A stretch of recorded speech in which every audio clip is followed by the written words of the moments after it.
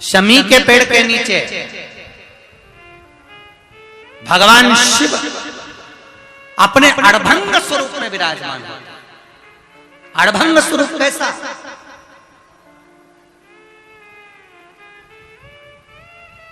हम क्यों कहते हैं कि आप लोगों को भी पहले कहा, शमी का जो पत्ता होता है, देखा है शमी का जो पत्ता होता है,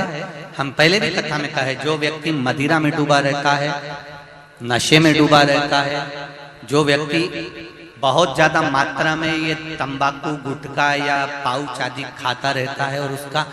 गुटखा पाउच छूटने को ही तैयार नहीं होता, वो बेचारा प्रयास करता है, ऐसा नहीं है कि नहीं करता। आजकल के जमाने में तो कितनी बड़ी बड़ी बीमारी होने लगी, कैंसर जैसा रोग होने लगा, तो वो छोड़ना चाहता है, ऐसा नहीं कि नहीं छोड़ना चाहता। हर व्यक्ति चाहता है कि मैं व्यसन को छोड़ दूं, पर थोड़े दिन छूटता है, वापिस वो उस व्यसन में लग जाता है। तो हम पहले भी इस कथा को कहे, शमी के वृक्ष के नीचे शमी के मिट्टी का शिवलिंग बनाकर, शमी के वृक्ष के नीचे शमी की ही मिट्टी का शिवलिंग बनाकर उस पर जो बेलपत्र समर्पित करता है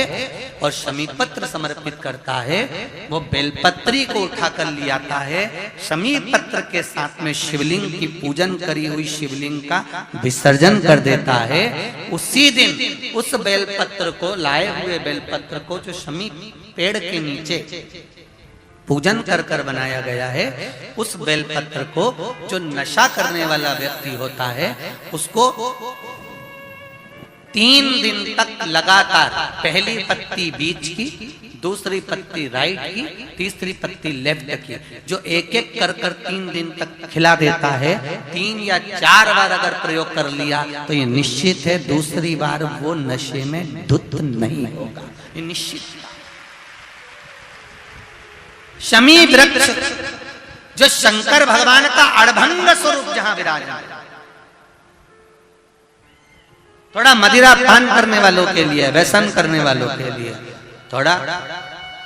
गलत कर्म करने वालों के लिए थोड़ा सा और बहुत जरूरी है। मेरा नवयुवक बेटा बेटियों से ये निवेदन रहा है और आज फिर कहता है, आप तंबाकू खाते हो, आप गुटखा खाते हो, आप पाउच खाते हो, आपसे निवेदन है ये समझ लीजिए कि आप मौत की सीढ़ी पर अपना पांव रखना प्रारंभ कर दिए हो और मौत की सीढ़ी पर पांव रखा और कभी भी कोई बड़ी बीमारी आपको किसी भी समय पर घेर सकती है। एक बात बहुत ध्यान से उतारना, मेरे बेटा बेटियों से निवेदन, नवयुवक बच्चों से निवेदन,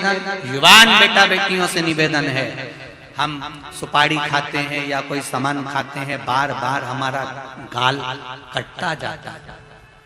फिर ठीक होता है, फिर कटता है, फिर ठीक होता है, फिर कटता है। दांत में,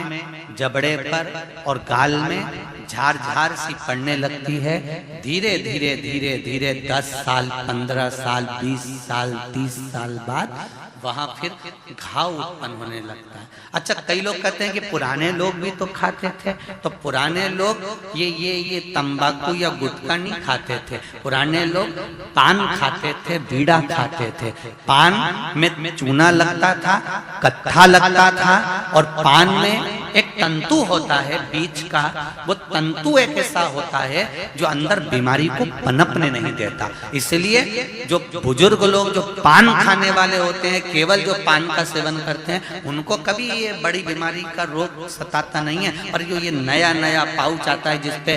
तुमने देखा होगा, उस पे कैंसर का फोटो भी बना रहता है, ये नए नए पाउचों पर कभी तुमने देखा कि पान पर फोटो बना हुआ है, पर पाउच पर, गुटके पर उसका समझो।